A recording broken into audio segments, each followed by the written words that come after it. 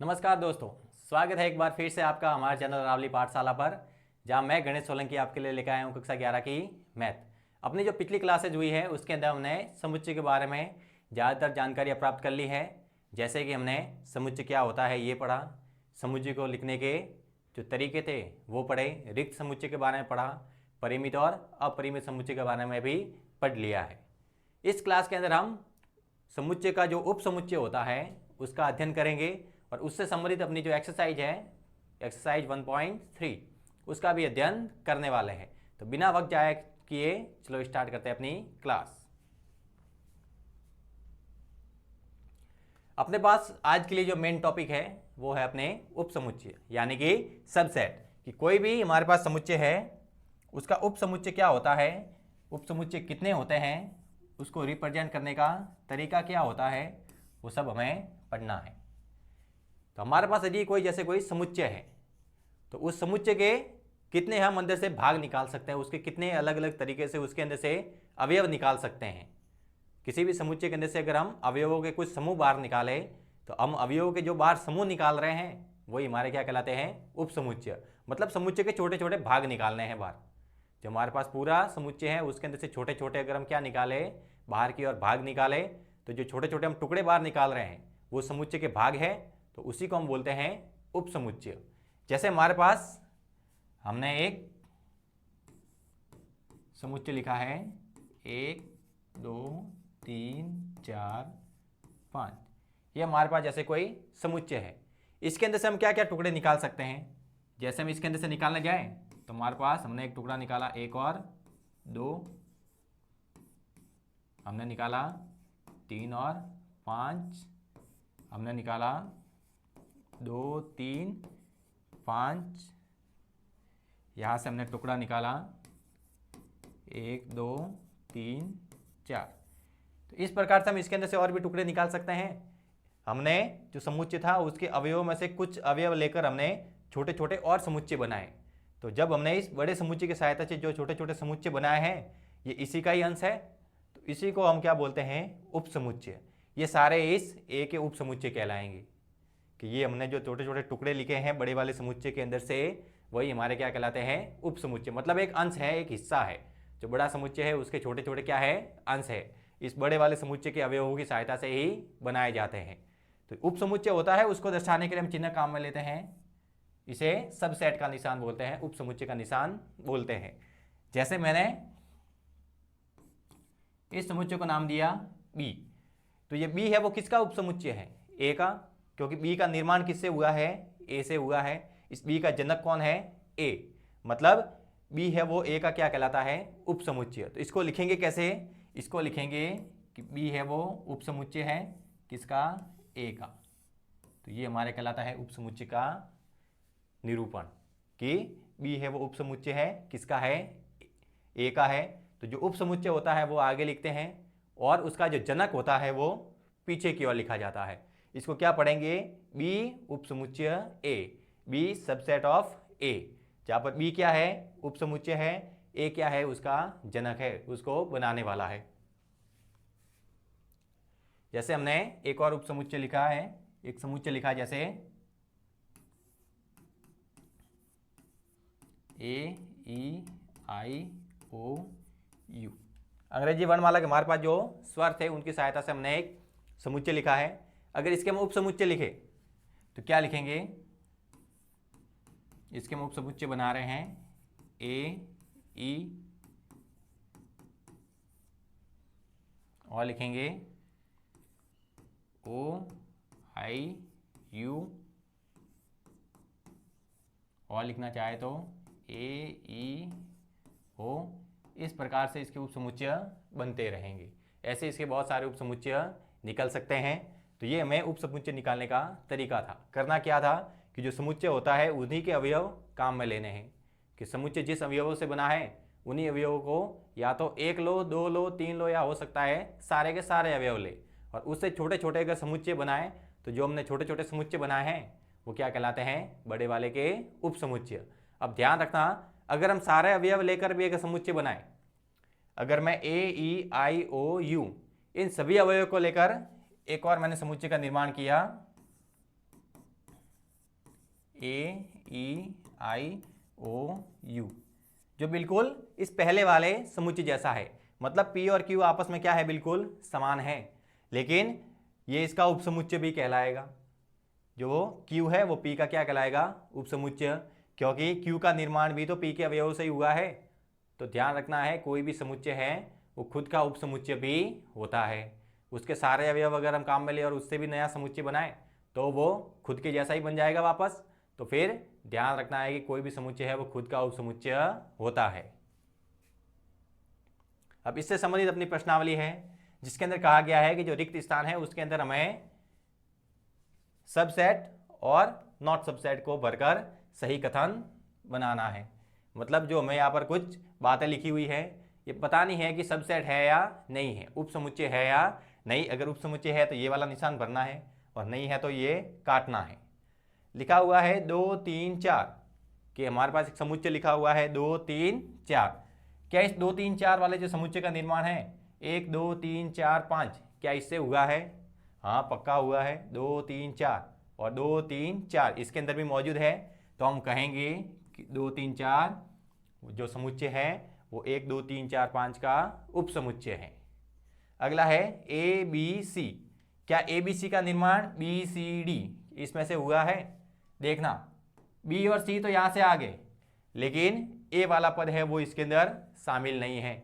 मतलब जो ABC का निर्माण हुआ है वो BCD से नहीं हुआ है, मतलब ये इसका उपसमुच्चय नहीं है।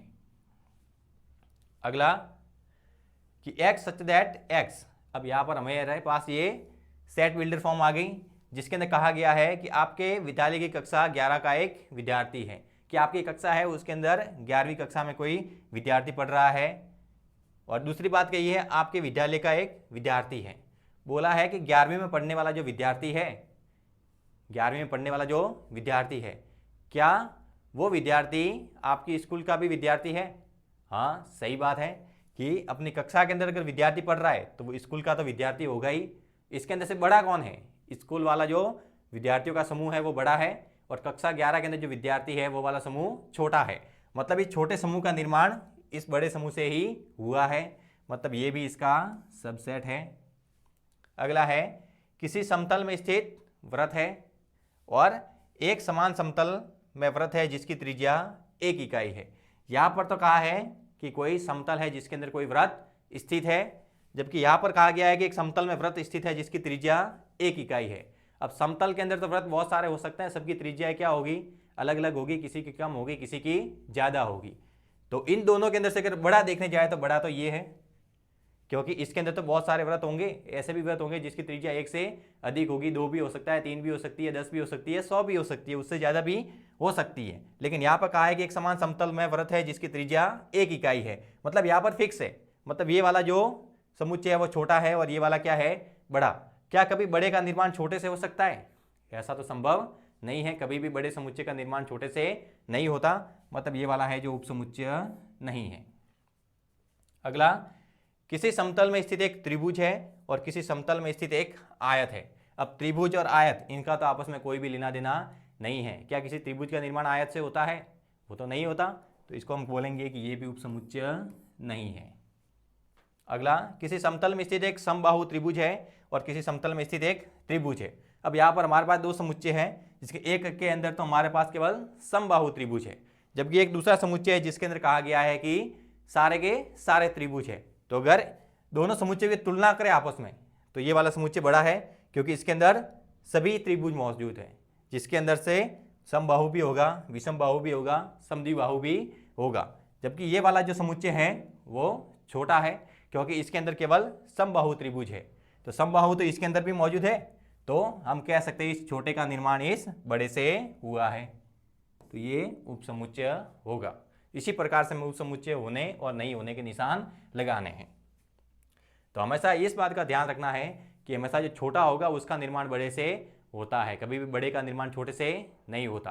तो जो भी दो समुच्चय दिए जाते हैं उनकी आपस में तुलना कर लेनी है कि दोनों में से छोटा कौन है। तो छोटा है वो बड़े का उपसमुच्चय होगा, कभी भी बड़ा छोटे का उपसमुच्चय नहीं होगा। और जब तुलना करते हैं तो दोनों के अवयव भी चेक कर लेने हैं कि दोनों के अवयव तो आपस में समान है यदि अवयव ही अलग है तब तो उपसमुच्चय बिल्कुल नहीं होगा, लेकिन अगर अवयव समान है तो फिर उनका क्रम देखोगे कि छोटा कौन है और बड़ा कौन है। जो छोटा वाला है वो उपसमुच्चय होगा और बड़ा वाला उसका जनक होगा।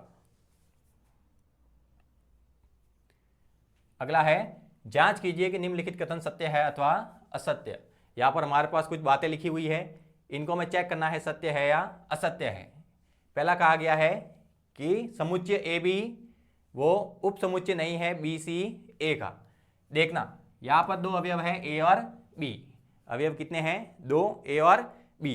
और वो के वो अवयव इसके अंदर भी मौजूद है, ए भी है बी भी है। ये वाला छोटा है, ये वाला बड़ा है, तो छोटे का निर्माण तो बड़े से हो सकता है। और यहाँ पर कहा गया है कि उपसमुच्चय नहीं है, मतलब ये बात तो गलत लिखी हुई है, तो इसको हम क्या लिखेंगे? असत्य कथन है ये वाला कथन क्या है? असत्य। क्योंकि ए बी तो क्या है? बी सी ए का सबसेट है, क्योंकि इस ए बी का निर्माण किससे हुआ है? बी सी ए, इसी में से ही हुआ है, तो हम कहेंगे कि ये इसका उपसमुच्चय है। लेकिन यहाँ पर उपसमुच्चय नहीं दिया गया है, मतलब बात गलत लिखी है, तो हमने इस कथन को क्या कहा? असत्य। अगला कि ए ई उपसमुच्चय है, अंग्रेजी वर्णमाला का एक स्वर है। अब ए और ई ये अंग्रेजी वर्णमाला का एक स्वर ही तो है। अगर इसको हम रोस्टर रूप में लिखने जाए तो क्या लिखोगे? ए ई आई ओ यू। अगर ये जो हमारे पास सेट बिल्डर फॉर्म दी गई है, इसको अगर हम रोस्टर रूप में बदलने जाए तो यहाँ पर क्या आएगा? ए ई आई ओ यू। अब देखना क्या ये बात सही है कि ए ई है वो ए ई आई ओ यू का उपसमुच्चय है? हाँ, ये बात एकदम सही है, क्योंकि इसके अंदर जो अवयव है वो अवयव यही से लिए गए हैं, अतः ये इसका उपसमुच्चय है। तो ये वाला हमारे पास कथन क्या हो जाएगा? सत्य। अगला 1 2 3 उपसमुच्चय है 1 3 5 का। देखना एक इधर मौजूद है, मतलब एक तो यहाँ से आ गया, 3 भी आ गया, लेकिन यहाँ पर 2 है। क्या 2 यहाँ पर मौजूद है?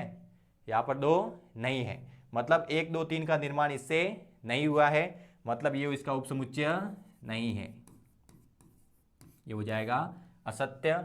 फिर कहा है कि ए है वो सब सेट है एबीसी का। सही बात है, क्योंकि ए का निर्माण एबीसी में से ही हुआ है, तो ये वाला कथन भी सत्य। अब कहा है A belongs to A B C. देखना अब की बार उपसमुच्चय का निशान नहीं है, अब की बार निशान किसका है? बिलोंग्स टू का। देखना क्या समुच्चय ए पूरा का पूरा, मतलब यहां पर अब ये अवयव कहलाएगा, अब ये समुच्चय नहीं है, अब ये क्या है? अवयव। जब भी बिलोंग्स टू का निशान आए तब समझ लेना कोई समुच्चय नहीं आएगा। अगर समुच्चय है तो उसके लिए सबसेट का निशान आता है, किन्हीं अगर दो समुच्चयों की तुलना करनी है तो वहां पर हमारे पास सबसेट का निशान आता है, लेकिन अगर अवयव की तुलना करनी है तो वहां पर बिलोंग्स टू का निशान आता है। कहा है कि समुच्चय ए क्या ए बी सी से संबंध रखता है? अब ये मत कहना कि संबंध रखता है, ये संबंध नहीं रखता। अगर केवल ए लिखा होता, अगर यहां पर केवल लिखा होता कि A belongs to A B C, ये बात सही है कि जो अवयव ए है उसका संबंध ए बी सी से है, कि ए है उसका संबंध समुच्चय ए बी सी से है, क्योंकि ए है वो इसका अवयव है। ए क्या है? ए बी सी का अवयव, तो बिलोंग्स टू का निशान है, मतलब ए का संबंध इससे है। लेकिन यहां पर कहा गया है कि समुच्चय ए का संबंध ए बी सी से है क्या? समुच्चय ए का संबंध नहीं है। समुच्चय ए इसका उपसमुच्चय हो सकता है, लेकिन इससे संबंध नहीं रखेगा। यहां पर ये लिखा हुआ है, इसका मतलब तो क्या हुआ कि इसको हम ऐसे लिख सकते थे कि समुच्चय ए बिलोंग्स टू, अगर ऐसा होता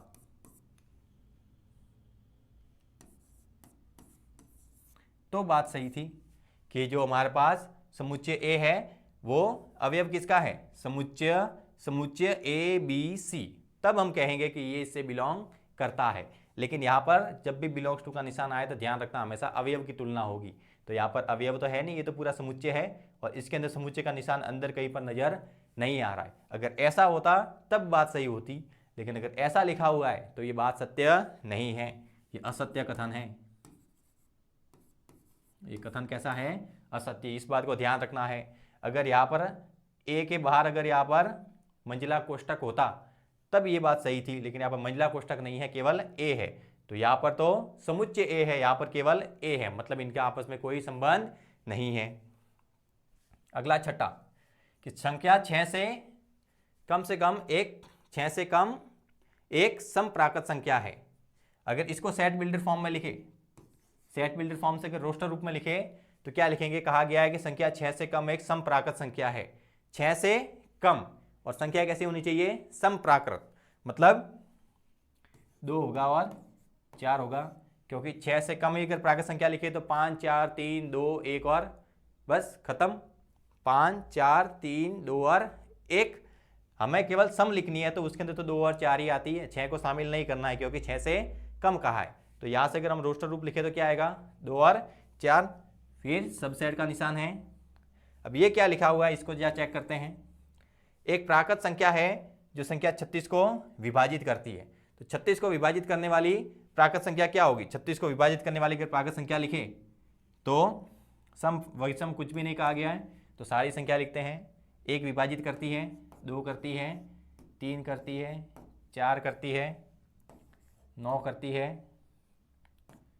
12 करती है, 18 करती है और 36 करती है।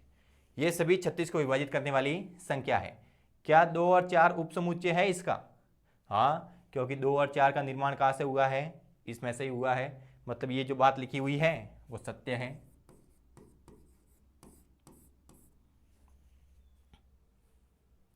अगला सवाल, मान लीजिए कि a बराबर दिया है 1 2, अब देखना यहाँ पर अंदर वापस लगा है हमारे पास, यहाँ पर मंझला कोष्ठक वापस अंदर है, मतलब 3 और 4 ये एक अलग अवयव है, जो 3 और 4 है वो हमारे पास एक अलग से अवयव है, पूरा समुच्चय 3 4 ये एक अलग से अवयव है a का। तो 1 2 फिर समुच्चय 3 4 फिर 5, तो निम्नलिखित में से कौन सा कथन सही नहीं है और क्यों, ये हमें बताना है कि कौन सा कथन सही नहीं है। पहला कहा गया है कि 3 और 4 क्या वो उपसमुच्चय है a का, जो 3 और 4 है क्या वो उपसमुच्चय है? हाँ सही बात है, क्योंकि 3 और 4 है वो इसके अंदर मौजूद है तो वो इसका उपसमुच्चय होगा, मतलब ये कथन सही है। फिर कहा गया है कि समुच्चय 3 4 बिलोंग्स टू a, जो 3 4 है क्या उसका संबंध a से है? अब की बार देखना, अब की बार ये 3 और 4 समुच्चय नहीं है, ये खुद ब खुद एक अवयव बन गया है, क्योंकि इसके बाहर भी मंझला कोष्ठक लगा हुआ है, तो अब की बार ये इससे संबंध रखेगा, मतलब ये कथन भी सही है। फिर कहा गया है कि 3 और 4 क्या उपसमुच्चय है a का, सही बात है कि 3 और 4 ये तो एक अवयव हो गया और ये समुच्चय का निशान, मतलब ये समुच्चय 3 4 है वो a का उपसमुच्चय है, मतलब ये भी बात सही है। फिर कहा गया है 1 बिलोंग्स टू a, क्या 1 का संबंध a से है? हाँ, 1 का संबंध a से है। फिर कहा गया है एक उपसमुच्चय है क्या a का, केवल एक नहीं होगा, अगर एक के बाद अगर हम मंझला कोष्ठक बनाकर इसको समुच्चय के रूप में लिखे तो ये a का उपसमुच्चय होगा, लेकिन अकेला अवयव कभी उपसमुच्चय नहीं होता, पूरा समुच्चय बनाना पड़ेगा उपसमुच्चय बनाने के लिए, तो ये हमारे पास अवयव है, अवयव कभी भी उपसमुच्चय नहीं होता, तो ये बात गलत है। फिर कहा गया 1 2 5 क्या उपसमुच्चय है a का, 1 2 5 a का उपसमुच्चय है। फिर 1 2 5 बिलोंग्स टू a, अब देखना 1 belongs to a, 2 belongs to a, 5 belongs to a और 1 2 5 बिलोंग्स टू भी a, लेकिन अगर हमने इसके बाहर मंझला कोष्ठक बनाया है मतलब ये पूरा का पूरा एक अवयव हो गया, यहाँ पर 1 2 5 के बाहर ब्रैकेट लगा हुआ नहीं है, अतः ये इससे संबंध नहीं रखेगा। फिर कहा गया है 1 2 3 उपसमुच्चय है a का, 1 2 3 क्या ये उपसमुच्चय है a का? हाँ। फिर 5 बिलोंग्स टू a, क्या 5 का संबंध a से है? क्या इसके अंदर कोई अवयव है जो 5 है हमारे पास? यहाँ पर कोई भी अवयव ऐसा नहीं है जो 5 है, मतलब कुछ भी नहीं, यहाँ पर 5 का निरूपण नहीं किया गया है, मतलब ये बात गलत है। फिर कहा गया है 5 सबसेट ऑफ a, तो ध्यान रखना है 5 मतलब कुछ भी नहीं, तो कोई भी अगर हमारे पास समुच्चय दिया है तो उसके 2 उपसमुच्चय तो हमेशा बनेंगे, एक तो वो खुद और एक 5, किसी भी समुच्चय के 2 उपसमुच्चय हमेशा बनते हैं, एक तो वो खुद बनता है और एक 5 बनता है, तो यहाँ पर लिखा हुआ है 5 सबसेट ऑफ a, ये बात एकदम सही है। फिर कहा है समुच्चय 5 उपसमुच्चय a, ये बात गलत है क्योंकि समुच्चय नहीं बन रहा है, इसके अंदर 5 नाम का कोई भी अवयव नहीं है, अगर यहाँ पर इसके अंदर कहीं पर 5 लिखा होता तब ये बात सही होती, लेकिन यहाँ पर 5 का निरूपण नहीं किया गया है, मतलब ये बात गलत है। अगला है निम्नलिखित समुच्चयों के सभी उपसमुच्चय लिखिए। अब इनके हमें क्या लिखने हैं, उपसमुच्चय लिखने हैं। जैसे पहला हमारे पास दिया है ए, तो इसके अगर हम सब सेट लिखें तो एक तो ये क्या हो जाएगा, खुद हो जाएगा, और एक क्या हो जाएगा, फाई। मतलब कोई भी समुच्चय है तो उसके दो उपसमुच्चय तो हमेशा होंगे, एक तो वो खुद होगा और एक क्या होगा, फाई होगा। तो हमने एक तो इसका खुद का निरूपण किया और एक हमने लिख दिया फाई। अब इसके अलावा इसके कोई भी उपसमुच्चय नहीं बनेंगे। फिर अगला है हमारे पास ए और बी। अगर इसके भी हम उपसमुच्चय लिखने जाएं तो पहला काम तो क्या करना है, इसको खुद को ही लिखना है, फिर एक फाई लिख देना है, फिर जो दूसरे बनते हैं वो लिखने हैं। जैसे यहाँ से हम ए लिख सकते हैं और बी लिख सकते हैं। इसके अलावा इसका कोई भी उपसमुच्चय नहीं बनेगा। फिर अगर इसके अगर उपसमुच्चय लिखने जाए, एक तो इसका खुद का निरूपण कर देते हैं, 1 2 3, फिर लिख दिया फाई। अब और क्या बन सकता है, 1 बन सकता है, 2 बन सकता है, फिर 3 बन सकता है, फिर हमने लिखा 1 2, फिर 2 3 और फिर 1 3। मतलब 1 2 3 4 5 6 7 8। मतलब इसके जो उपसमुच्चय बनेंगे वो कितने बनेंगे, 8 बनेंगे। ये संख्या कैसे पता करते हैं वो भी बताते हैं, एक बार के लिए इनके उपसमुच्चय बना देते हैं। अब अगला दिया है हमारे पास फाई, तो फाई का उपसमुच्चय हमारे पास केवल क्या बनेगा, फाई। इसके अलावा कुछ भी उपसमुच्चय नहीं बनेगा। तो कोई भी हमारे पास अगर अवयव है, कोई भी हमारे पास क्या है, अवयव, अगर उसके उपसमुच्चय बताने हैं तो उसके लिए हम 2 की पावर m का प्रयोग करते हैं।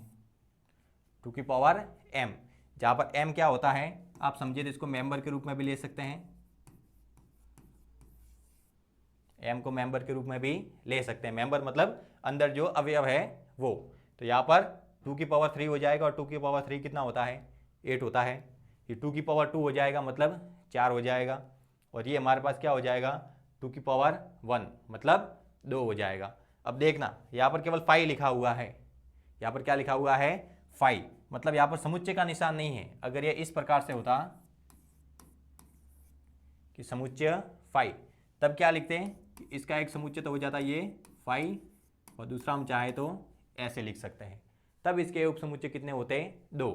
लेकिन ये डायरेक्ट फाई ही लिखा हुआ है, डायरेक्ट क्या लिखा हुआ है, फाई। ये हमारे पास समुच्चय नहीं है, ये हमारे पास समुच्चय है ही नहीं। तो इसके उपसमुच्चय पहली बात तो होने ही नहीं चाहिए, क्योंकि ये हमारे पास समुच्चय ही नहीं है, ये रिक्त है, एकदम क्या है, रिक्त है। फिर भी अगर इसका उपसमुच्चय लिखे तो फाई को केवल फाई के रूप में ही प्रदर्शित करेंगे। अगला है निम्नलिखित को अंतराल रूप में लिखिए। तो इससे पहले थोड़ा बहुत हम अंतराल रूप लिखना सीख लेते हैं कि अंतराल रूप किस प्रकार से लिखा जाता है। जो हमारे पास लेस देन और ग्रेटर देन के निशान होते हैं वो किस प्रकार से अंतराल रूप में ब्रैकेट का निर्माण करते हैं। हमें केवल 2 प्रकार के ब्रैकेट काम में लेने हैं, जहाँ पर एक होता है छोटा ब्रैकेट और एक होता है बड़ा ब्रैकेट। अब ये जो ब्रैकेट के जो भाग है वो किसको दर्शाते हैं वो समझना है। जैसे उदाहरण के लिए हम पढ़ते हैं कि x का मान है वो 2 से बड़ा है और 6 से छोटा है। x का मान लिखना है हमें जो 2 से बड़ा होगा और 6 से छोटा होगा। तो इसको अंतराल रूप में किस प्रकार से लिखेंगे, तो ध्यान रखना जब भी लेस देन और ग्रेटर देन का केवल निशान आता है, इक्वल की बात नहीं की है हमने, केवल लेस और ग्रेटर की बात की है। तो जब भी लेस और ग्रेटर की बात आती है तो हमेशा छोटे ब्रैकेट का इस्तेमाल किया जाता है। तो इसके लिए ये वाला और इसके लिए ये वाला। अब यहाँ पर अवयव क्या था, 2 और यहाँ पर 6 और बीच में कॉमा। इसका मतलब क्या होगा कि हमें 2 के बाद में स्टार्ट करना है और 6 से पहले ही ख़त्म कर देना है। जब भी छोटा ब्रैकेट लगा हुआ होता है तो ध्यान रखना है कि जो ब्रैकेट के दोनों ओर जो संख्याएं लिखी हुई हैं उनको शामिल नहीं करना है। उनके बीच में जो संख्या आएगी उसको आप लिख सकते हैं, लेकिन जो कोने वाली संख्या है उसको शामिल नहीं करना है। इसका मतलब आप यहाँ से 3 काम में ले सकते हैं, 4 काम में ले सकते हैं, 5 काम में ले सकते हैं, लेकिन 6 को काम में नहीं लोगे, 2 को भी काम में नहीं लोगे। तो ध्यान रखना लेस देन और ग्रेटर देन का जो निशान होता है वो छोटे ब्रैकेट द्वारा प्रदर्शित करते हैं। इसकी जगह अगर ऐसा होता कि इक्वल का भी निशान आता कि x का मान है वो 2 के बराबर हो सकता है या 2 से बड़ा हो सकता है और 6 से छोटा हो सकता है। तो जैसे ये इक्वल का निशान आता है तो इक्वल है वो इस बड़े वाले ब्रैकेट को दर्शाता है। तो क्या करोगे, यहां से जो छोटा वाला ब्रैकेट था उसको हटा दोगे और उसकी जगह क्या लगा दोगे, बड़ा ब्रैकेट। अब जैसे ही बड़ा ब्रैकेट लगाते हैं उस बड़े ब्रैकेट के पास वाली जो संख्या है उसको भी सम्मिलित किया जाता है। तो अब अगर यहां से संख्याएं लिखनी है तो वो क्या लिखोगे, 2 3 4 5। अब वापस 6 को शामिल नहीं करोगे क्योंकि 6 के पास में क्या लगा हुआ है, छोटा ब्रैकेट है, मतलब 6 को शामिल नहीं करना है, लेकिन 2 को करोगे। अगर ऐसा हो जाए कि यहाँ पर भी इक्वल का निशान आ जाए तो यहाँ वाला जो छोटा ब्रैकेट है वो भी किसके अंदर कन्वर्ट हो जाएगा, वो भी बड़े ब्रैकेट में कन्वर्ट हो जाएगा। अब क्या हो जाएगा कि 2 को भी शामिल करोगे, 6 को भी शामिल करोगे। तो यहाँ से अगर संख्याएं लिखनी है तो क्या लिखोगे, 2 3 4 5 6। अब 2 भी शामिल होगा, 6 भी शामिल होगा क्योंकि 2 के पास भी बड़ा ब्रैकेट है, 6 के पास भी बड़ा ब्रैकेट है। तो जब छोटा ब्रैकेट होता है तो कोने वाली संख्या शामिल नहीं करते। अगर एक तरफ छोटा ब्रैकेट है तो केवल उस संख्या को शामिल नहीं करना है, जिधर भी छोटा ब्रैकेट है वो वाली संख्या शामिल नहीं होगी। और बड़ा ब्रैकेट लगा हुआ है मतलब संख्या को शामिल करना है। जब भी इक्वल का निशान आए उस तरफ बड़ा ब्रैकेट लगता है और अगर केवल लेस और ग्रेटर का निशान है तो छोटे ब्रैकेट का इस्तेमाल करते हैं। ये है हमारे पास अंतराल रूप। अब इनको अंतराल रूप में लिखना है। कहा है x belongs to x such that x belongs to r और मान दिया है -4 से बड़ा। ये लिखा हुआ है यहां पर x such that x belong to r, जहां पर x का मान है वो -4 से बड़ा है और 6 के बराबर है या 6 से छोटा है। यहाँ पर थोड़ी टाइपिंग मिस्टेक हो गई है, शायद यही होना चाहिए हमारे हिसाब से कि x का मान है वो -4 से बड़ा है और 6 के बराबर है या 6 से छोटा है। अगर इसको हम अंतराल रूप में अगर लिखना चाहें तो क्या लिखेंगे, देखना इधर हमारे पास केवल ग्रेटर देन का निशान है और यहाँ पर लेस देन और इक्वल का निशान है। अगर इक्वल का निशान है तो बड़ा ब्रैकेट लगाना है और लेस और ग्रेटर का निशान है तो छोटा ब्रैकेट लगाना है। तो यहाँ पर हम क्या लिखेंगे, अगर इसको अंतराल रूप में हमें चेंज करना है तो इधर तो आने वाला है हमारे पास छोटा ब्रैकेट और इधर आएगा हमारे पास बड़ा ब्रैकेट। यहाँ पर क्या लिखेंगे 6 और यहाँ पर लिखेंगे -4, मतलब -4 को शामिल नहीं करना है। इसके बाद में जो संख्या आएगी इससे बड़ी जो संख्या है उसको शामिल करना है और यहाँ पर लास्ट में जाकर 6 को भी शामिल करना है।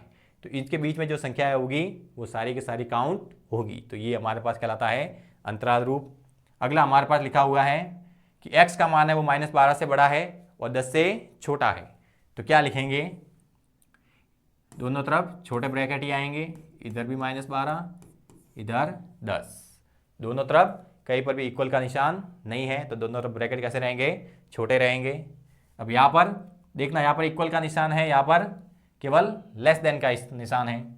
तो यहाँ पर तो बड़ा ब्रैकेट आएगा, यहाँ पर छोटा, यहाँ पर 0 और यहाँ पर 7, मतलब 0 को शामिल करोगे लेकिन 7 को शामिल नहीं करोगे। अगर यहाँ देखा जाए तो दोनों तरफ इक्वल का निशान भी है तो दोनों तरफ बड़ा ब्रैकेट लगाएंगे, यहाँ पर 3 और यहाँ पर 4। तो ये होता है हमारे पास अंतराल रूप में प्रदर्शन। अगला है निम्नलिखित समुच्चय को, अंतराल है हमारे पास, उनको समुच्चय निर्माण रूप में लिखना है। जैसे हमने अभी समुच्चय निर्माण रूप लिखा हुआ था उसको किसके अंदर चेंज किया है, अंतराल के अंदर। अभी हमें अंतराल दिए गए हैं लेकिन उसको चेंज किसके अंदर करना है, समुच्चय के अंदर। समुच्चय निर्माण रूप में चेंज करोगे सेट बिल्डर फॉर्म में, तो ये हमारे पास क्या हो जाएगा, x सच दैट x। देखना यहाँ पर जो लिखा था वो x सच दैट x -3 से 0। अब हमें पता नहीं है कि -3 से अगर हम 0 तक जा रहे हैं तो संख्याएं कैसी होगी, नेचुरल नंबर है, होल नंबर है, हमारे पास पूर्णांक है, इंटीजर है या फिर रियल नंबर है, कुछ भी जानकारी नहीं है। तो हम उसको, अगर उसका सबसे बड़ा ग्रुप देखा जाए तो वो हमारे पास रियल नंबर ही होता है। तो हम x such that x belong to real number भी लिख सकते हैं कि जो x है उसका संबंध किससे है, वास्तविक संख्या से है, और x का मान कहाँ से कहाँ तक है वो भी लिखना है, -3 से बड़ा है और 0 से छोटा है। दोनों तरफ केवल इक्वल का निशान तो लगाना है नहीं, लेस देन और ग्रेटर देन का ही निशान लगाओगे, क्योंकि दोनों तरफ जो ब्रैकेट है वो कैसे हैं, छोटे हैं, मतलब इक्वल का निशान नहीं लगाना है। तो क्या लिखा, x such that x belong to real number, और x का मान है वो -3 से बड़ा लिखना है और 0 से छोटा लिखना है। वैसे ही अगर इसको लिखने जाए तो क्या लिखेंगे, x such that x belong to real number,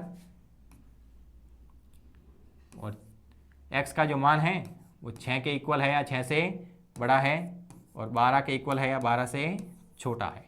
ये हमारे पास हो जाएगी सेट बिल्डर फॉर्म। वैसे ही इसको अगर लिखे तो x such that x belong to real number, इधर छोटा ब्रैकेट है मतलब इधर इक्वल का निशान नहीं आएगा, इधर बड़ा ब्रैकेट है मतलब यहाँ पर इक्वल का निशान लगा सकते हैं। ये क्या हो जाएगा अपने पास, x such that x belong to real number, और इधर बड़ा ब्रैकेट है मतलब इधर इक्वल का निशान लगाओगे, और 5 के पास में छोटा ब्रैकेट है मतलब यहाँ पर इक्वल का निशान नहीं लगाओगे। ये हमारे पास आगे सबकी सेट बिल्डर फॉर्म। तो सेट बिल्डर फॉर्म है, समुच्चय निर्माण रूप है तो उसको अंतराल रूप में लिख सकते हैं, और अंतराल रूप है तो उसको समुच्चय निर्माण रूप में चेंज कर सकते हैं। केवल ब्रैकेट का ध्यान रखना है कि जो छोटा ब्रैकेट होता है वो लेस देन और ग्रेटर देन के निशान को दर्शाता है, और अगर बड़ा ब्रैकेट है तो वो इक्वल के निशान को भी दर्शाता है। अगला, निम्नलिखित में से प्रत्येक के लिए आप कौन सा सार्वत्रिक समुच्चय का प्रस्ताव रखेंगे।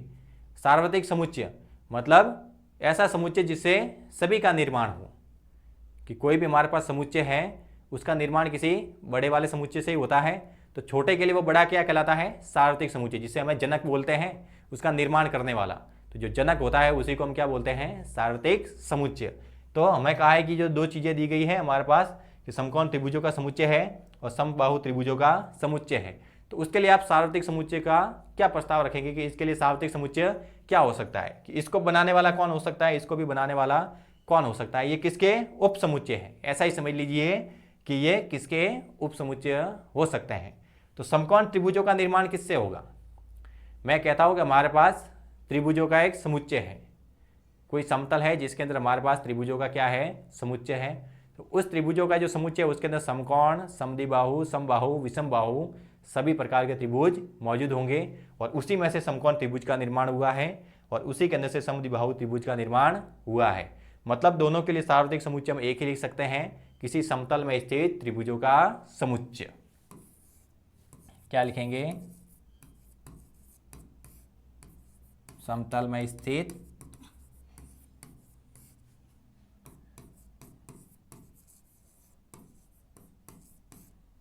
त्रिभुजों का समुच्चय। समतल में स्थित त्रिभुजों का समुच्चय। हमारे पास एक त्रिभुजों का ग्रुप है, उसी के अंदर से समकोण त्रिभुजों का भी पूरा ग्रुप निकलेगा, और उसी के अंदर से समद्विबाहु त्रिभुजों का भी पूरा का पूरा ग्रुप निकलेगा।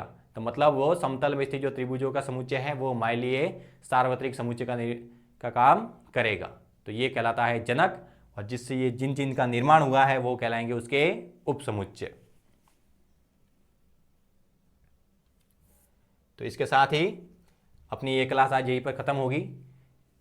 अगली क्लास के अंदर हम प्रश्नावली 1.4 के साथ में आएंगे, और उससे संबंधित जो कॉन्सेप्ट है उसका भी अध्ययन करेंगे। हमें आशा है आपको ये लेक्चर पसंद आया होगा। तो हमारी क्लास को अधिक से अधिक लाइक करना है, शेयर करना है, और हमारे चैनल रावली पाठशाला को सब्सक्राइब करना है। धन्यवाद।